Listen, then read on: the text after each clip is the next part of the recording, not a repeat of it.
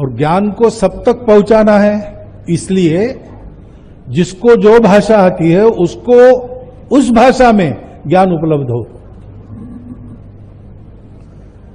दुनिया की कोई एक ही भाषा सब लोग सीख लेंगे, ये संभव नहीं है।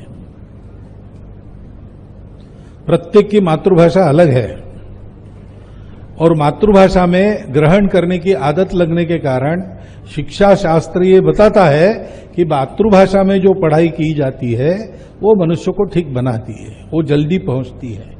फिनलैंड माना जाता है शिक्षा में सबसे बड़ा देश, तो फिनलैंड में यही, फिनलैंड देश बहुत बड़ा है, जमीन बहुत है, लोग कम है, इसलिए चारों ओर के देशों से, उस देश से निकलकर लोग वहां जाकर बसते हैं, उनको स्वीकारा जाता है। उनकी शिक्षा पद्धति में ऐसा है कि 8वीं तक मातृभाषा में पढ़ाई होती है। अन्य देशों के लोग वहां की मातृभाषा लेकर आते, उनको उनकी मातृभाषा में पढ़ाया जाता है 8वीं तक। उसके लिए एक यूनिवर्सिटी शिक्षकों की उन्होंने बनाई, उसी में से शिक्षक बाहर आएंगे।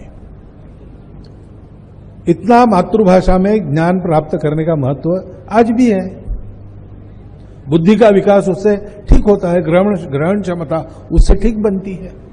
और हमारे लिए महत्व की बात है कि धर्म का भाव उसके कारण ही आता है। भाषा में भाव होता है और जहां की जो विशेषता है वो उसी भाषा में पता चलती है।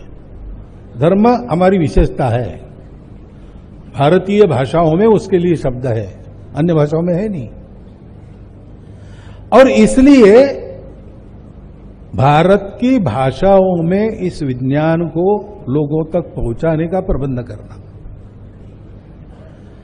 और उसके आधार पर विकास की जो हम कल्पना करेंगे उसमें इस दृष्टि को ध्यान में रखना। आजकल उसमें चर्चा होती है, पर्यावरण के बारे में चिंता होती है, सस्टेनेबिलिटी की बात होती है, परंतु मूल तो यहां है कि हमने यही मान लिया कि सारा जगत अलग अलग है, इसलिए everyone for himself devil take the hander most.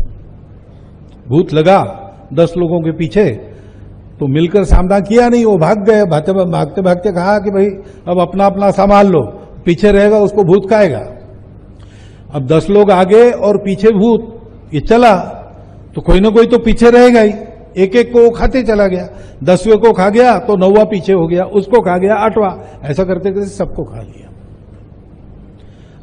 दुनिया ऐसे नहीं जी, दुनिया में सब लोग मिलकर रहते हैं क्योंकि सब जुड़े हैं।